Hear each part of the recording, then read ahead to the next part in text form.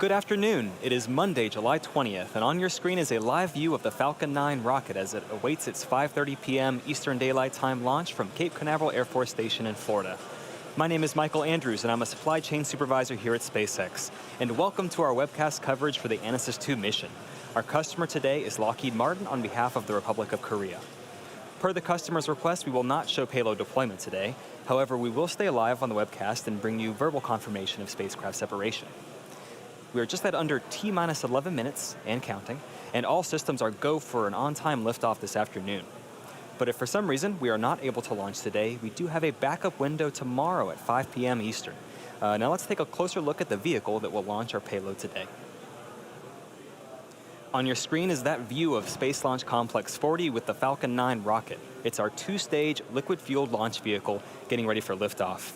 Falcon 9 stands at about 230 feet tall, 70 meters tall. That's greater than the wingspan of a 747 aircraft. The bottom two-thirds of the vehicle is the first stage. It's designed to be reflown 10 or more times with minimal refurbishment between flights. And as you can tell from the re-entry soot on that first stage, it's pretty easy to spot a flight-proven booster. Today will be the second flight for this particular first stage, and actually less than 2 months ago, it was the one that launched Bob and Doug to the International Space Station on our historic Demo 2 mission. At the bottom of that first stage, there are 9 Merlin engines. They get Falcon 9 off the ground and up to the thinner parts of Earth's atmosphere, before separating from second stage and making its way back down to Earth for landing. And it's this part of the rocket that we will attempt to recover for a second time on our drone ship, known as Just Read the Instructions. You can see it there. It's stationed 350 nautical miles east of our launch site. And above the first stage, above that black interstage band, is our second stage. At about T plus 2.5 minutes into flight, the first and second stage will separate, and that second stage will ignite its single MVAC engine. That'll carry the Anasis-II spacecraft to its intended orbit. And the Anasis-II satellite is currently safely enclosed inside the 17-foot diameter payload fairing. It's that structure on the very top of the rocket. This protects the satellites from aerodynamic heating, loads, any kind of contamination that they might experience during ascent. But once we reach the vacuum of space, we no longer need those fairing halves and we jettison them while the second stage continues to orbit. The fairing halves we're using today are a brand new set, which means we'll be attempting to recover them today using our 2 recovery ships, Mystery and Mischief. 2 minutes before the fairings are set to land, the team will decide if conditions are good to make a safe catch attempt. Now, weather plays a big factor in the decision, as it can impact not only the sea states for the boats, but also the fairing's altitude, position, and speed, all of which impact how the fairing will fall back to Earth. And finally, around the Falcon 9 rocket is that large truss structure. It's called the Transporter Erector. We call it the TE. The TE rolls Falcon 9 to the launch pad and raises it to that vertical launch position, and also routes things like power, fluids, and communication to the rocket and satellite. Hi, I'm John Innsbrucker, Falcon 9 Principal Integration Engineer here at SpaceX. We're coming up on 8 minutes to launch, and all conditions continue to be go for launch. Falcon 9 rolled out to the pad Sunday afternoon about 25 hours before launch and went vertical 4 hours later. Now, more recently, the SpaceX launch director held the go, no-go poll for both prop load and launch. That was done at T-minus 38 minutes. Now, we're currently working, no issues on the Falcon 9 launch vehicle. If we do have to call a hold on today's launch, we have a nearly 4-hour window that could allow us to reload the ultra-cold liquid oxygen and make another launch attempt today. Of course, that presumes that we understand whatever caused us to hold the count and we can safely proceed with a recycle and launch. Now, if we cannot continue today, we have a backup opportunity tomorrow at 5 p.m. Eastern. Now, we've been loading propellants on Falcon 9 since T-minus 35 minutes, putting fuel into both stages and oxidizer into the first stage. Our fuel is the refined form of kerosene known as RP1. The fuel is fully loaded on the second stage, and we're going to finish loading the first stage in about another minute. Now, as I mentioned a moment ago, our oxidizer is super chilled liquid oxygen. We call it LOX. Now, the LOX is currently loading into both the first and second stage. You can see the mist streaming off of the first and second stage tanks. Engine chill has started. Now, I mentioned it is super chilled. We do this in order to load more LOX into the tanks and increase performance. Typically, launch providers use LOX right near its boiling point of about 300 degrees below 0 Fahrenheit. At SpaceX, we chill the LOX about 40 degrees colder. That makes it denser. It lets us load more into the first and second stages. Now we have to load the LOX as late as possible to keep it from warming up and decreasing the performance. We're also finishing helium loading onto the first and second stage tanks. Now as the Merlin engine pumps pull the RP1 and LOX out of the tanks, we need to fill that emptying volume that we call the ullage. We use the helium stored in pressure vessels on the stages, and it's heated by the exhaust of the engine's gas generators. Heating the helium helps it expand to fill the tanks. Now, a moment ago at T-minus 7 minutes, we heard engine chill begins. We're now allowing a small amount of the super chilled liquid oxygen to flow past the turbopump inlets. That's cooling them down to avoid thermal shocks when we light the engines at T-minus 2 seconds. On the spacecraft side, the team did transition the Anasis-II payload to internal battery power starting inside of T-minus 30 minutes. That work is complete, there are no issues, and there are no further actions required before launch. We're launching out of the eastern range. The good news is air and sea space is clear. Weather balloons that have been released show the upper altitude weather is good. We did have to delay the T0 30 minutes for a small rain shower that was crossing the trajectory path. That was moving out of the way, so right now weather looks to be good for a launch in just over 5 minutes as all systems continue to be go for liftoff at 5:30 p.m. Eastern Time. As we mentioned earlier, our customer today is Lockheed Martin on behalf of the Republic of Korea. We now have a quick message to share from Korea's President of the Agency for Defense Development. 안녕하십니까. 국방과학연구소 소장 남세규입니다. 코로나19로 어려운 환경에도 불구하고 아나시스-II Falcon 9 위성 propellant 발사에 tanks are pressurizing for strongback retract. 여러분께 감사드립니다. 아나시스-II 위성은 한반도 평화를 위한 것으로 한국의 IT와 우주 분야 연구개발의 한 단계 도약이 되길 희망합니다. 올해 창설 50주년을 맞는 국방과학연구소는 아나시스-II 위성 발사의 의미가 남달라 저도 코로나19 상황으로 발사장에 직접 참여하지 못해서 안타깝게 생각합니다. 비록 물리적 거리가 멀리 있지만 지능적인 온라인상의 사회적으로 가까워진 거리와 시간 때문에 저도 마음은 발사장에 계시는 전문가 동료 여러분들과 함께하고 있습니다. 락히드 마틴, 에어버스, 그리고 세상에서 가장 스마트한 펠콘 9 발사체의 발사를 주관하는 스페이스X 모든 분들의 노력에 감사드립니다. 아나시스-II 위성은 대한민국 국방부, 방위사업청, 합동참모본부, 각군 관계자와 특히 함께 연구한 국방과학연구소 위성통신체계단이 응원하고 있습니다. 아나시스-II 위성 발사와 목표한 궤도내 시험까지 성공하길 진심으로 기원합니다. 우주의 신들은 하늘길을 열어라. 펠콘 9 나가신다. 아나시스-II 완벽하라. 감사합니다. We're currently 3.5 minutes from liftoff. Falcon 9 is now moving into the final stages of the countdown. The vehicle remains in good health. Now, during that video, the transporter erector strongback did retract to the launch position, moved a couple degrees away. That's what we need, sufficient for liftoff of the Falcon 9. Fuel loading is complete on both first and second stages. The liquid oxygen loading is wrapping up on the first stage and will complete at T-minus 2 minutes on the second stage.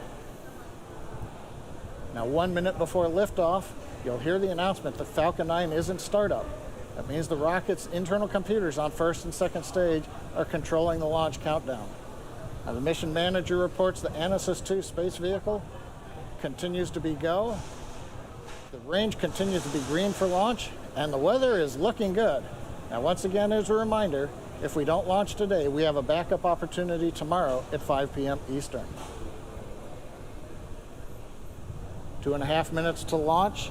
We have closed out the first stage liquid oxygen load. That just leaves stage 2 LOX loading to finish.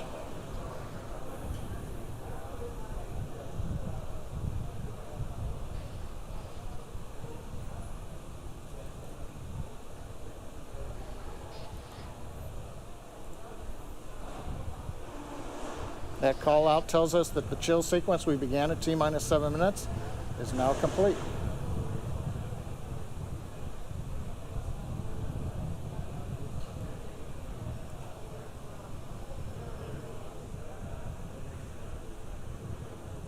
Stage 2 LOX load is complete.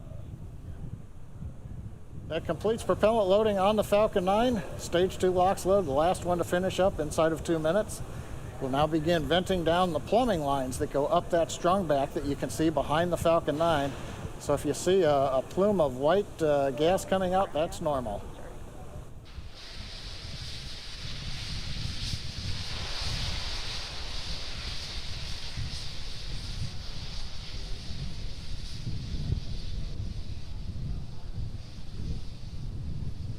You can see in the view from the camera, we're now venting down the liquid oxygen lines on the strongback, getting ready for launch. Next event will be startup, coming at T-minus 1 minute. Falcon 9 is in startup. Here's the call out. We're in startup. We're now pressurizing first and second stage tanks for flight.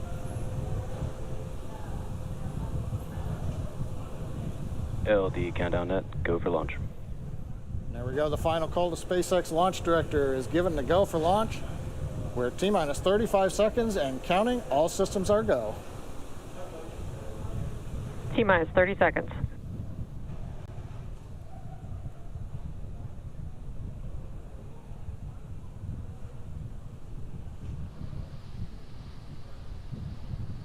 Stage 1 tanks pressing for flight. T-minus 15 seconds.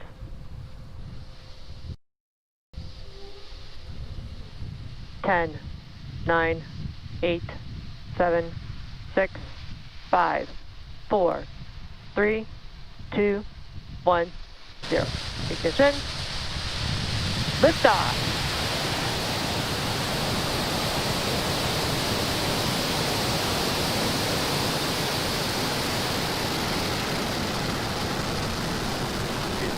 Pitching downrange.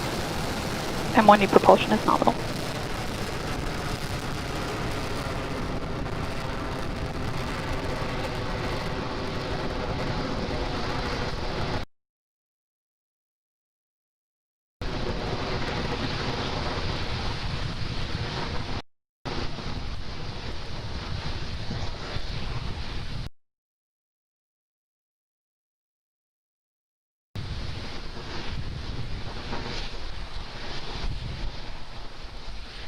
T-plus 40 seconds. Everything looking good?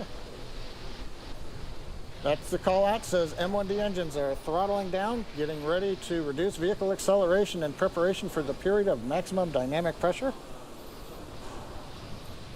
We're in the bottom of the throttle bucket, as they call it. Now the Merlin engines coming back up to full power as we get ready to go supersonic. Equal is supersonic. Supersonic, we're coming through the period of maximum dynamic pressure. Equal has reached maximum aerodynamic pressure. Guidance engineer confirms we're through the period of greatest pressure on the vehicle. Continuing downrange, trajectory looks good. Propulsion looks good. Avionics looks good.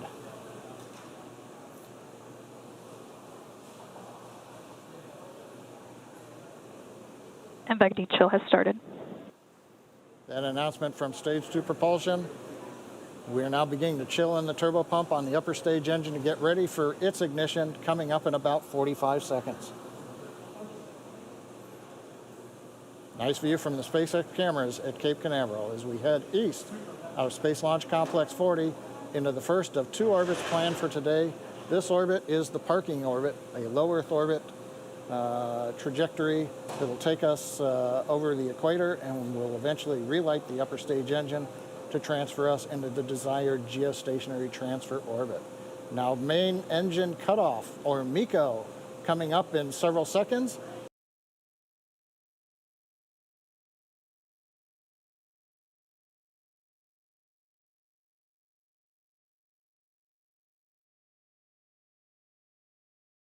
Followed by pneumatic separation. The first stage pushes away from the second stage, and then ignition of the second stage engine.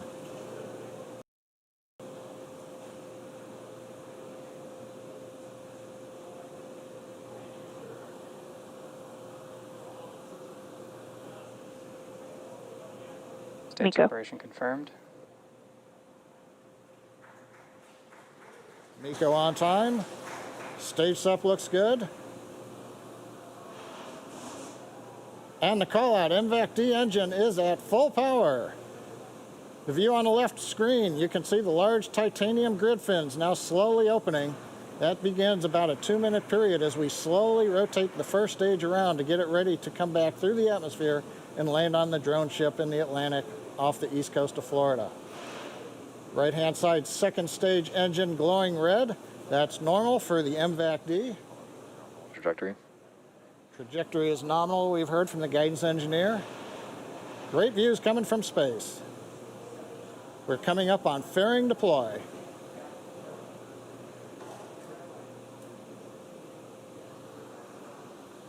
Fairing separation confirmed. And we've heard the call out from the avionics engineer. Fairing separation is confirmed.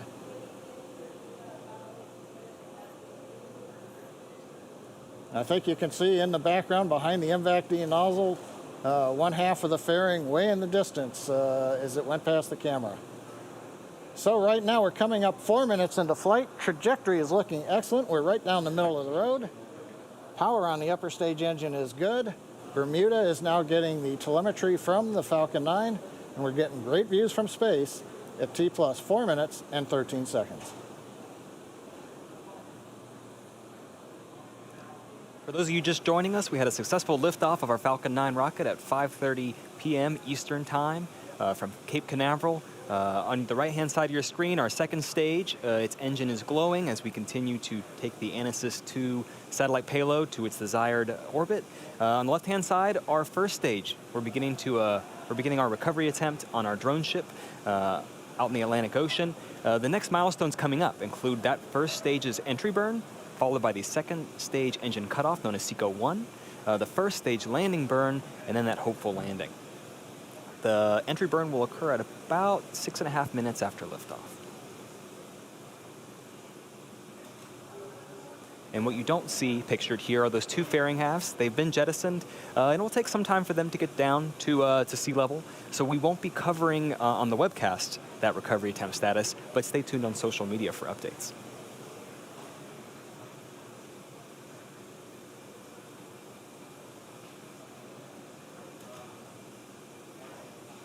You see some pretty clear pictures of Earth there. The first stage has reached apogee. It's beginning to head down there. We're only going to be firing 3 of our Merlin engines during this entry burn in order to slow the vehicle down before it gets to the thicker parts of Earth's atmosphere. It'll slow the vehicle by about 25%. When we perform stage separation, that first stage was traveling about 2.5 kilometers per second. So we have a lot of velocity to reduce. Trajectory. And we're just under 30 seconds from that entry burn beginning. It's going to last about 24 seconds.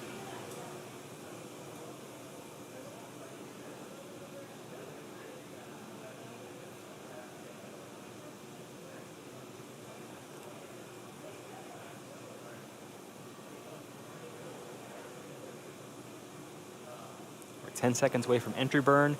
Hopefully we'll be able to hear that call out and have visual confirmation that burn's begun.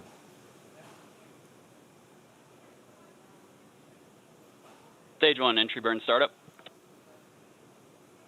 Our entry burn has begun. You'll see that the exhaust there will grow and start to become elliptical as we turn on the engines. The center engine fires first, the 2 side engines fire shortly after that. So that exhaust will seem to grow during this burn.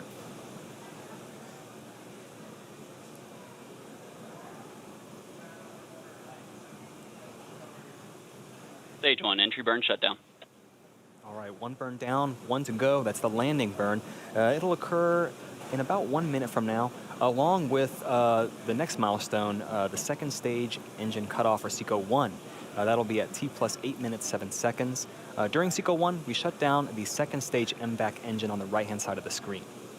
Also signal first stage, Cape Canaveral, expected. In about 25 seconds after SECO-1, Falcon 9 will touch down, hopefully, on our drone ship. Just read the instructions. Currently, it's in the Atlantic, about 350 nautical miles off the coast of Florida. Start of terminal guidance.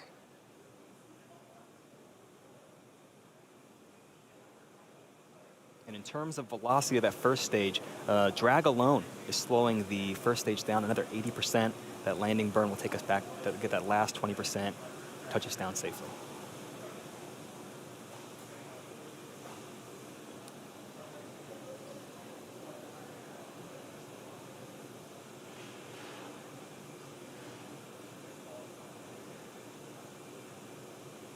Just under 10 seconds from landing burn and SECO 1.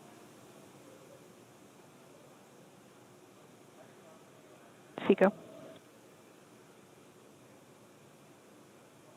Stage 1, landing burn, startup.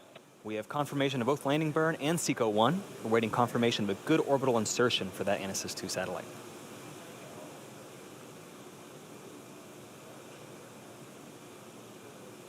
And the landing Stage lights 1. also landing laser deploying now. Nominal park orbit insertion. And there it is. That is our 57th successful landing of Falcon 9 on our drone ship. Just read the instructions. While we were watching that landing, we also had confirmation of nominal orbit insertion. We're all pretty excited over here at SpaceX for being able to use this first stage for a third time coming up. But going back to our primary mission on the second stage, it's going to coast for about 18 minutes until we cross the equator, where we perform the second of 2 burns of the upper stage to help change the orbit. We're going to take a break until then. We're going to leave you with a map of where we are in the mission. We'll be back at about T plus 26 minutes for the second burn of our MVAC engine.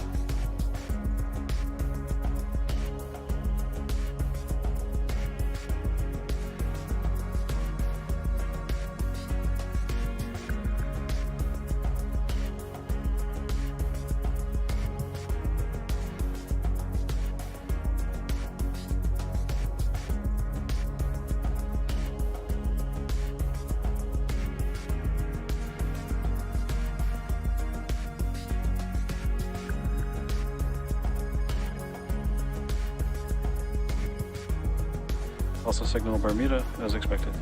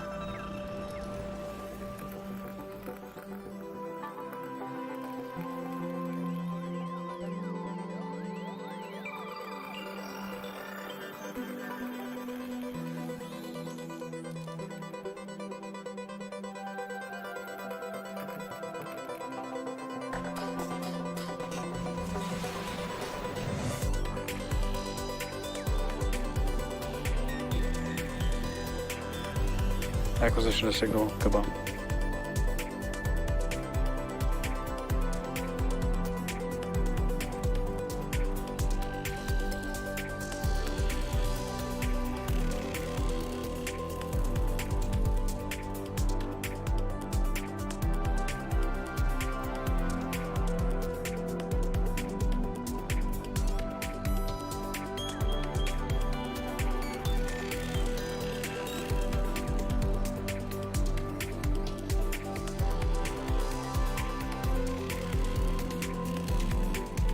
And back chill for burn 2.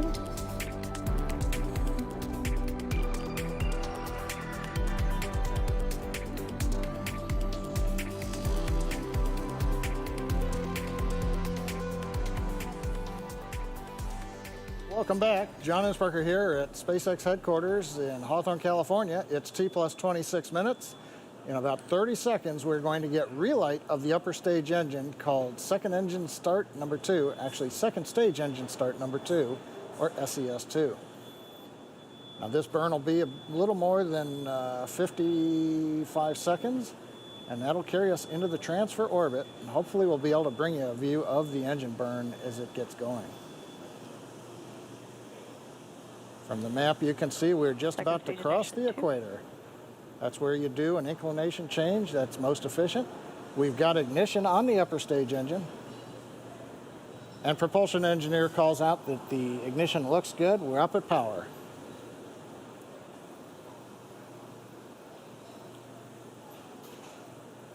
Now currently when we went into the burn, we were at low Earth orbital speed of about 7.4 kilometers per second.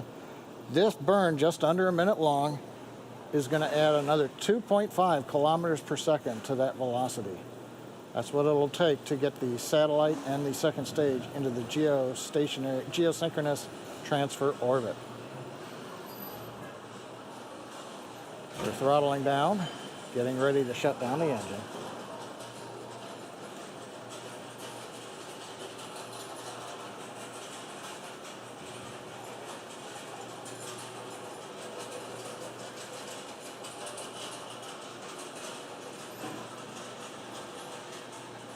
SECO 2. SECO 2 confirming the second stage engine cutoff number 2. Now we're going to wait and listen for guidance to tell us how the orbit looks.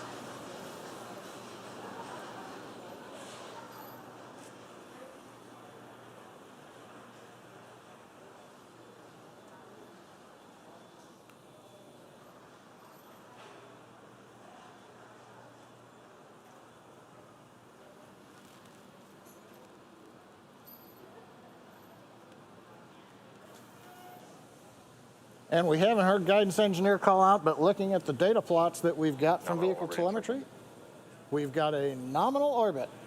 So we are into the desired geostationary transfer orbit, the Falcon 9 second stage with the Anasis-II spacecraft still attached.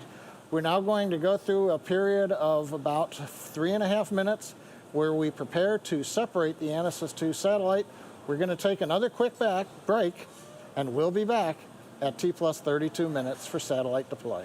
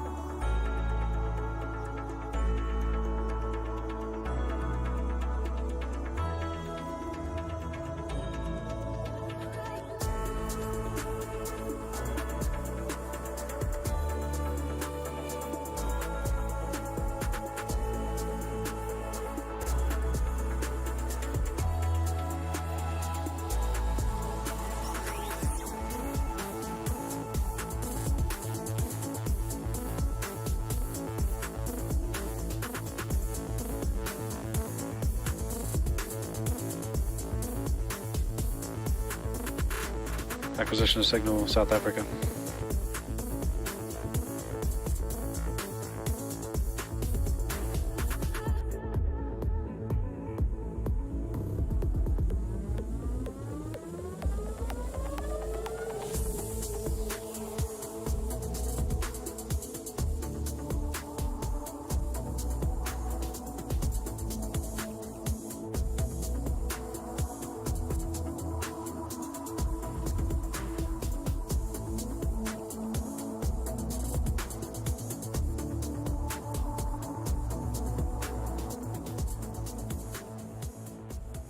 Plus 32 minutes. It's been a great mission so far. Falcon 9 lifted off. We had a 30-minute weather delay because we had a little bit of a shower band go by the trajectory. But when we launched, had great skies. We had great views from first stage and second stage. Saw the first stage land on the drone ship.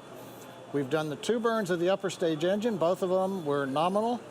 But right now we're getting ready for the big event, which is spacecraft separation. And as a reminder, we won't see payload deploy today per the customer's request. So we're going to listen in for the avionics engineer to call it. Payload separation confirmed. And there it is. Avionics engineer calls. Payload separation has deployed, confirming that via telemetry. And so 32 minutes, 49 seconds into flight. That's the camper. We've done the primary mission. We've brought the first stage back to the drone ship. It's been a great day. Took a little while getting here, but well worth it with a totally successful mission today. And with that successful payload separation, that will end our coverage for today. We want to say thank you to Lockheed Martin and the Republic of Korea for entrusting us with today's flight. Also, a special thanks goes out to the 45th Space Wing for range support and to the Federal Aviation Administration for licensing support. And of course, thank you for watching. Have a good night.